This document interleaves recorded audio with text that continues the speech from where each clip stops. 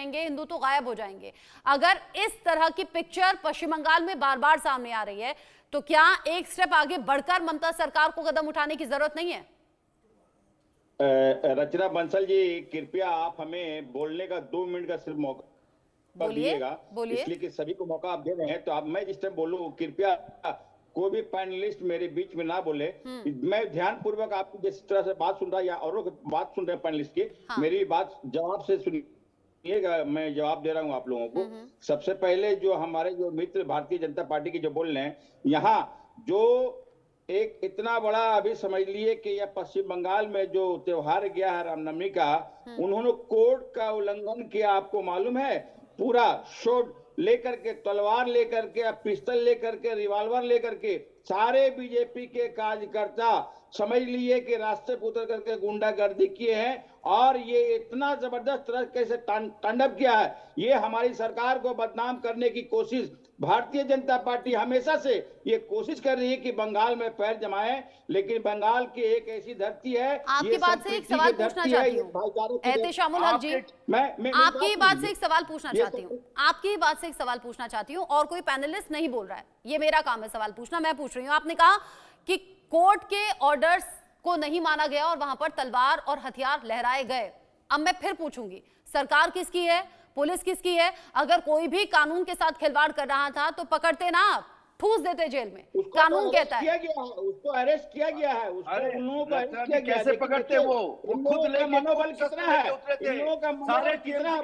अभी एहतेशामुल हक जी बोलेंगे। भास्कर जी प्लीज आप शांत रहिए, वो बोल रहे हैं। हाँ बोलिए आगे। मैं बोल रहा हूँ रचना जी कि इस तरह से ये तो कानून का सरासर उल्लंघन ये भारतीय जनता पार्टी के जितने भी कार्यकर्ता कर रहे हैं। कितने छोटे छोटे बच्चे, आज इनके नेताओं के बच्चे कहाँ पढ़ रहे हैं, विदेशों में पढ़ रहे हैं, लेकिन आम नागरिक के बच्चे जो है वो रास्ते में तलवार लेकर के, पिस्तल लेकर के आए। बहुत दुर्भाग्य की बात है। ये भारतीय जनता पार्टी 80% जो देश में हिंदू है उनको बेवकूफ बनाने के चक्कर में है। ये सिर्फ और सिर्फ हिंदू भाइयों को, लेकिन बीजेपी कहती है ममता सरकार बना रही है बेवकूफ। बीजेपी कहती है कि आप लोग हिंदू मुसलमान कर रहे हैं। यार बंगाल की धरती बर्दाश्त नहीं करेंगे, समझ लिए जो मुख्यमंत्री है ये बर्दाश्त नहीं करेंगे।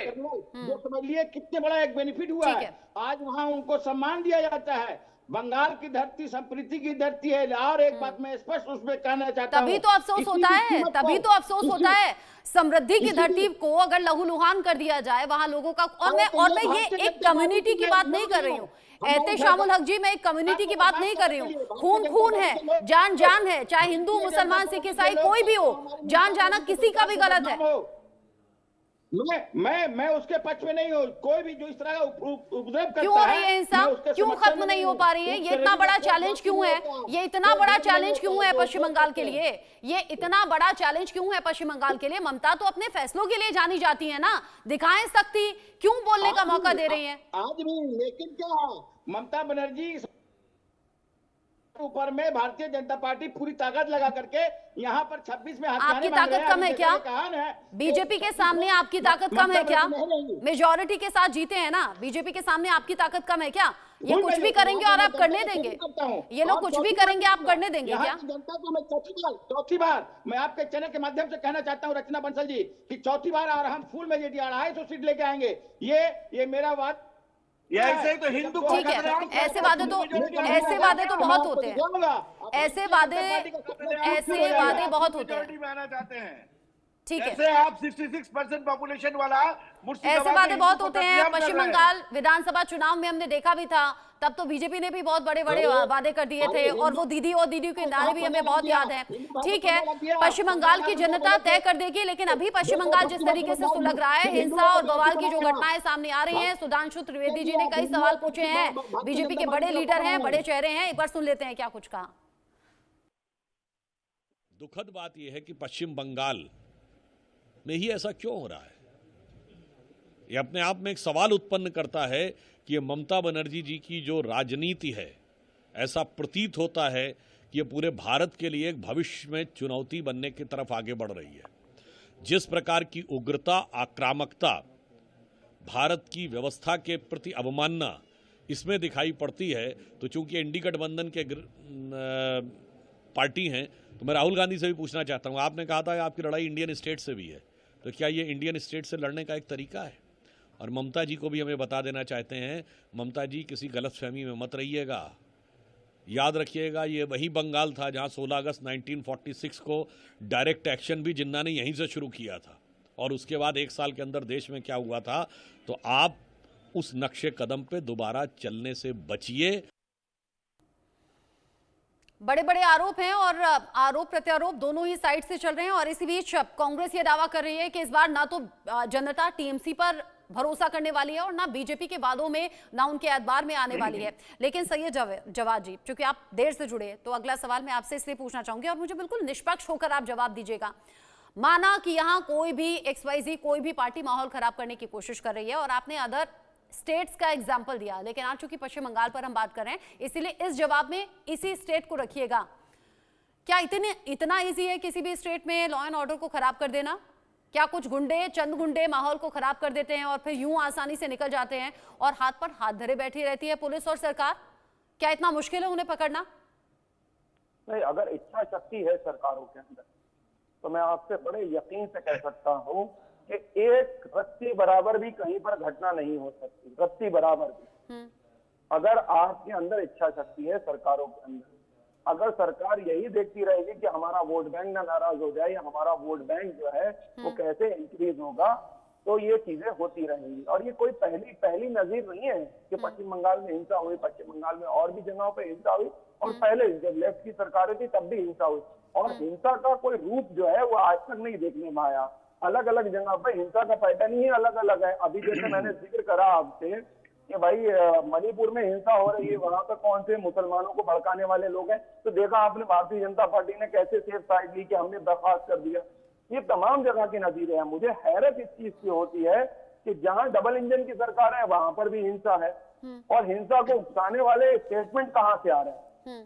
सरकारों का काम तो ये होता है, कहीं पर अगर हिंसा हो जाती है दुर्भाग्यपूर्ण होती है, और उस हिंसा को पहले के नेताओं का, लेकिन एग्जाम्पल दिया जाता है आजकल यूपी का, आजकल नहीं, इनफैक्ट काफी टाइम से यूपी का एग्जाम्पल दिया जाता है। और जनसंख्या के लिहाज से अगर यूपी को देखें और जिस तरीके से पहले लॉ एंड ऑर्डर रहता था और अब जो चीजें बदली हैं, तो कंपेयर किया जाता है और एग्जाम्पल दिया जाता है कि अगर वहां हो सकता है ठीक, तो और बाकी जगह क्यों नहीं। पहले जो नेता या सरकार में बैठे लोग होते थे वो समाज को जोड़ने की अपील करते थे। अब तो नेता, मुख्यमंत्री, मिनिस्टर ऐसे स्टेटमेंट दे रहे हैं जिससे समाज में तोड़ होगी, और उनका समर्थन इसलिए भी है, माफ करिएगा मैं बड़ी माजरत के साथ बात कहता हूँ, उनको बड़े बड़े कॉर्पोरेट घराने भी सपोर्ट कर रहे हैं, और उसमें बहुत अहम रोल जो है वो मीडिया का भी है। आज मैं आपकी तारीफ करता हूँ कि आप क्या बोलना चाहिए सवाल करें, तो हमें क्या बोलना चाहिए कि दंगे हो रहे हैं, बवाल हो रहा है, जबकि नहीं हो रहा है, और पश्चिम बंगाल पर आंखें मूंद लें तब ठीक है? नहीं, हमने बिल्कुल नहीं कहा। हम तो पश्चिम बंगाल की सरकार को सवाल ही पूछ रहे हैं। तो सवाल ना करे फिर, दुर्भाग्यपूर्ण। तो हमें सवाल नहीं पूछना चाहिए फिर? तो गृह मंत्री का इस्तीफा भी मांगना चाहिए लोगों को। गृह मंत्री के हाथ में भी है, इसलिए क्योंकि आप देश के गृह मंत्री हैं, आपके पास बेइंतहा पावर है। और अगर मुझे लगा कि आप कहेंगे कि ममता सरकार का इस्तीफा मांगना चाहिए, मुझे लगा आप कहेंगे ममता बनर्जी का इस्तीफा मांगना चाहिए। आप भी सहूलियत की बातें करेंगे, राजनीतिक विश्लेषक होकर आप भी सहूलियत की बातें करेंगे, आपसे तो ये उम्मीद नहीं थी। ना, हम नहीं कर रहे हैं, हम जो पॉइंट बोल रहे हैं उसको मैंने जिक्र किया ना मणिपुर का, सवाल पूछा ना मैंने मणिपुर पर बीजेपी के गेस्ट से, तो आप क्यों एक पक्ष की बात कर रहे हैं? नहीं, हम मौजूदा सत्ता अगर बैठी हुई तो हम मणिपुर के साथ साथ पश्चिम बंगाल सरकार को भी क्रिटिसाइज। डॉक्टर एस के दत्ता बहुत देर से कुछ कहना चाहते हैं। ठीक है, एक दूसरे भी राजनीतिक विश्लेषक हैं, उन्हें भी सुन लेते हैं, उनका नजरिया क्या कहता है। डॉक्टर एस के दत्ता। देखिए रचना जी, यहाँ पे 2-3 चीजें महत्वपूर्ण है। पहली बात यह है कि आपको पता है कि टीचर्स की नियुक्ति और SSC स्कैम लेके और नॉन टीचिंग स्टाफ को लेकर सुप्रीम कोर्ट का क्या डिसीजन आया है। ममता दीदी ने क्या बोली है कि मुझे नामंजूर है और मैं लागू नहीं करूंगी उच्चतम न्यायालय की डिसीजन को। यानी कि सुप्रीम कोर्ट के चीफ जस्टिस के जो खंडपीठ है उन्होंने डिसीजन दिया है, उसको लागू नहीं करेंगे। ये तो सबसे बड़ा कॉन्टेम्प्ट ऑफ कोर्ट है। अब तक तो ममता दीदी के अरेस्ट हो जानी चाहिए थी इसके पे कॉग्निजेंस लेके। दूसरी बात यह है कि वक्फ बिल जो है वो संसद ने पास किया है, राष्ट्रपति जी ने मोहरा लगा दिया है, गैजेटर ऑफ इंडिया पे वो आप गैजेट पे आ चुका है। यानी कि भारत का कानून है, यूनियन का कानून है, भारत के संविधान यहाँ पे लागू है। पश्चिम बंगाल में अलग संविधान नहीं है, ना ही पश्चिम बंगाल अलग देश है। तो ममता बनर्जी जी लेकिन ये पहली बार नहीं है, ममता बनर्जी की ऐसी जिद या फिर ऐसा अड़ियल रवैया हमने इससे पहले भी देखा है। वो तो नहीं, जय श्री राम के नाम पर बर्दाश्त- भी भड़क ये- जाते हैं, वो तो ये जय श्री सब राम के चीजें- नाम पर भी ये- भड़क जाती हैं और वो जो ये उनके चेहरे सब- पर ये सब एक्सप्रेशंस चीजें होते हैं रचना फिर जी- उनकी चर्चा रचना होती जी, है। ये- हाँ, रचना जी, ये सब चीजें बर्दाश्त करने लायक नहीं है। केंद्रीय ठीक है। सरकार ने लगातार ढील दी ठीक है, है। इसलिए इतना ज्यादा अच्छा। चीजें हुआ है। आप समय आ चुका यानी है। आप कह रहे हैं केंद्र मणिपुर सरकार में ने अगर आप यहाँ राष्ट्रपति शासन बढ़ावा दिया लगाते है। हो, अबू शर्मा तो जी 20 बंगाल में सेकंड भी में आपका लगाइए एंड कमेंट। राष्ट्रपति शासन। अबू शर्मा जी 20 सेकंड में एंड कमेंट। मैडम अभी भारतीय जनता पार्टी का प्रवक्ता कहा पश्चिम बंगाल का पुलिस चूड़ी पहन के है।